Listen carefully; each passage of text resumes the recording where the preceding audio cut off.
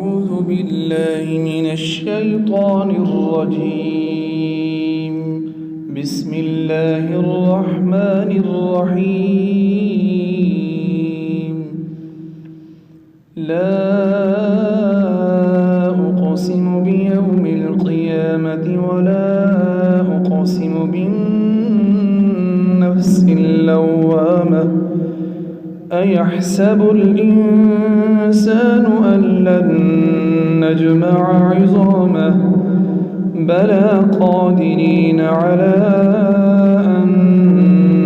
نسوي بنانه بل يريد الإنسان ليفجر أمامه يسأل أيان يوم القيامة فإذا برق البصر وخسف القمر وجمع الشمس والقمر يقول الإنسان يومئذ أين المفر كلا لا وزر إلى ربك يومئذ المستقر ينبأ الإنسان يومئذ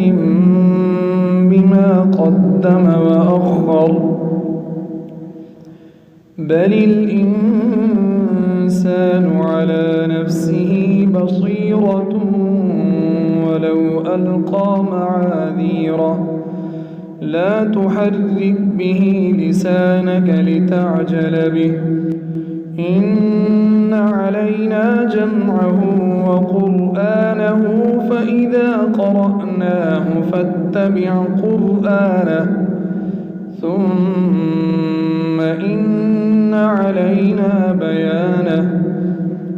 كلا بل تحبون العاجلة وتذرون الآخرة وجوه يومئذ ناظرة إلى ربها ناظرة ووجوه يومئذ باسرة تظن أن يفعل بها فاقرة كلا إذا بلغت التراقي وقيل من راق وظن أنه الفراق والتفت الساق بالساق إلى ربك يومئذ المساق فلا صدق ولا صلى ولكن كذب وتولى ثم ذهب إلى أهله يتمطى أولى لك فأولى ثم أولى لك فأولى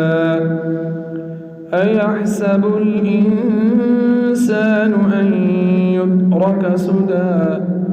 ألم يك نطفة من